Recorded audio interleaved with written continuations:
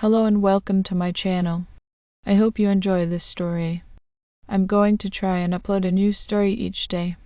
The Wandering Wendigo of Brightstone Forest. Holly had always been drawn to the rugged beauty of the Isle of Wight. Its lush forest and craggy cliffs held a mysterious allure that beckoned her to explore. So, when she heard about the legendary Brightstone Forest, she couldn't resist the chance to venture into its depths with a group of fellow hikers. The air was thick with anticipation as they set off into the wilderness, the dense canopy casting eerie shadows over the forest floor. Despite the warning signs and whispered tales of the supernatural, Holly's excitement outweighed any sense of unease. As they delved deeper into the heart of the forest, the atmosphere grew heavy, suffused with a palpable sense of dread.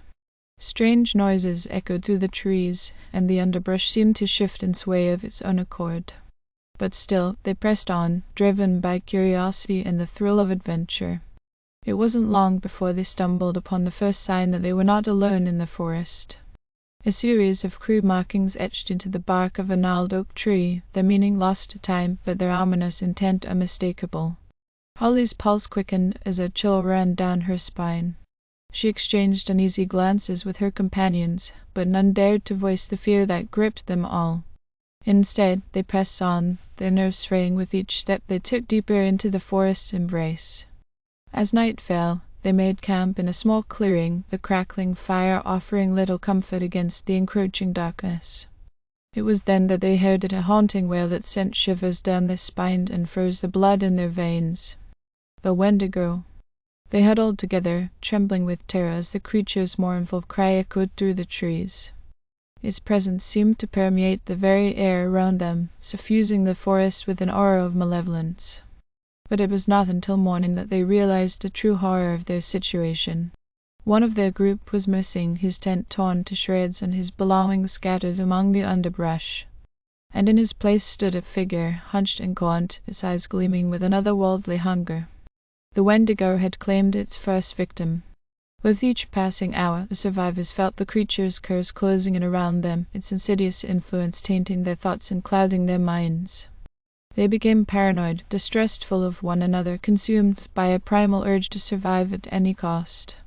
Holly watched in horror as her friends succumbed, their bodies twisting and contorting as they were consumed by the Wendigo's terrible power. She knew that she was next, that there was no escape from the fate that awaited her in the depths of the forest. But still she refused to surrender to despair. With every ounce of strength she possessed, she fought against the darkness that threatened to consume her, determined to defy the Wendigo's curse and emerge victorious against all odds. And as the sun set on the Isle of Wight, casting long shadows across the forest floor, Holly stood alone against the encroaching darkness, her spirit unbroken, her will unbowed. For she knew that as long as there was still breath in her body, there was hope. Hope that someday, somehow, she would find a way to break free from the clutches of the wandering Wendigo of Brightstone Forest. As night descended upon the forest, Holly found herself gripped by a sense of isolation so profound it felt as though the very trees themselves were closing in around her. She clutched her makeshift weapon, a sturdy branch torn from a nearby tree tighter, the rough bark digging into her palms as she steeled herself for the ordeal that lay ahead. Every rustle of the underbrush, every whisper of the wind, sent a shiver down her spine, her senses heightened to a razor's edge as she strained to detect any sign of the creature's approach. But the forest remained eerily silent, save for the distant hoot of an owl or the occasional scurry of a nocturnal creature. Hours passed in agonizing silence, each minute stretching into an eternity as Holly stood vigil, her eyes scanning the darkness for any hint of movement. But try as she might, she could find no trace of the Wendigo, no sign of its looming presence. Just when she began to fear that she was truly alone in the forest, a faint sound caught her attention, a soft, rhythmic thud echoing through the trees, growing steadily louder with each passing moment. Heart pounding in her chest, Holly braced herself for the inevitable confrontation, her grip tightening on her makeshift weapon as she prepared to face the creature head-on. And then, suddenly, it was upon her a monstrous apparition emerging from the shadows with unearthly grace, its twisted form contorted in agony as it shambled towards her with an otherworldly hunger in its eyes. Holly recoiled in horror, her breath catching in her throat as she stared into the abyss of its soulless gaze.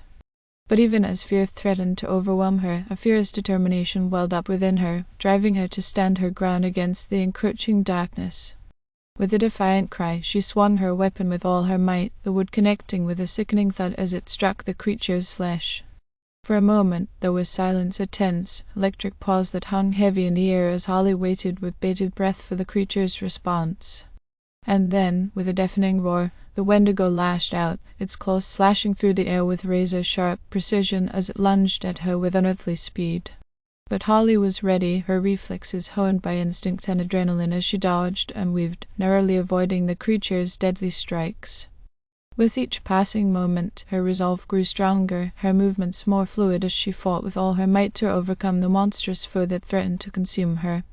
And then, in a flash of inspiration, she saw her chance, a glimmer of moonlight filtering through the dense canopy above, illuminating a patch of ground strewn with jagged rocks and tangled roots.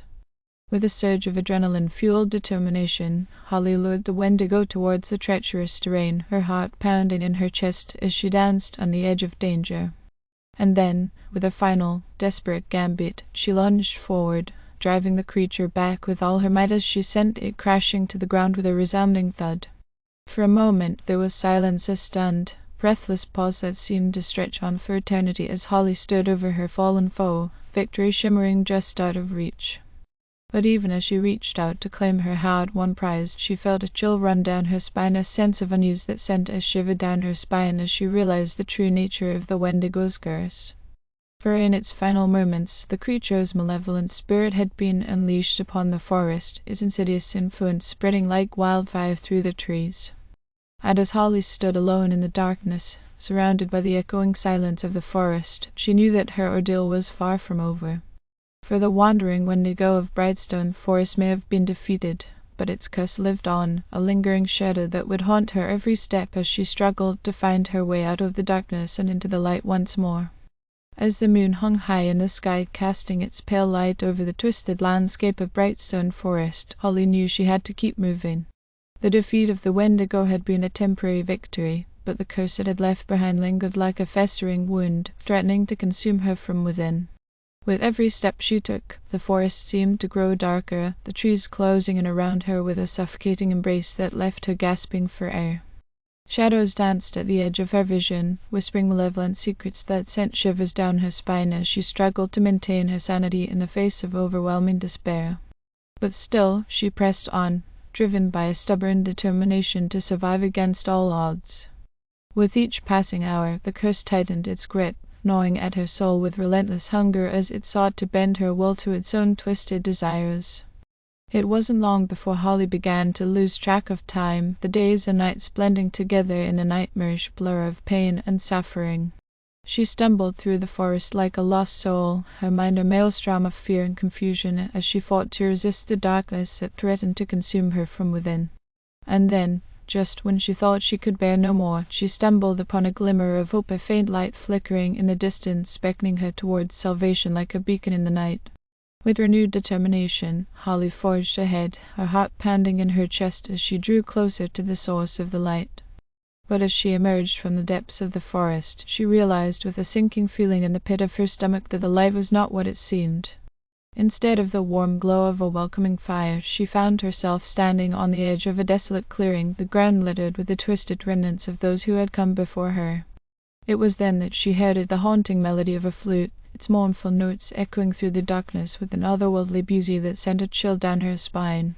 And as she listened, she felt a presence stirring in the shadows, its malevolent gaze fixed upon her with a hunger that transcended mortal understanding. With a sinking feeling of dread, Holly realized that the Wendigo had returned, its curse more powerful than ever before. And as she stood alone in the heart of Brightstone Forest, surrounded by the echoes of the past and the whispers of the dead, she knew that her struggle was far from over. But still she refused to surrender to despair. With every ounce of strength she possessed, she raised her voice in defiance against the encroaching darkness, her words echoing through the night like a prayer for salvation. For she knew that as long as there was still breath in her body, there was hope.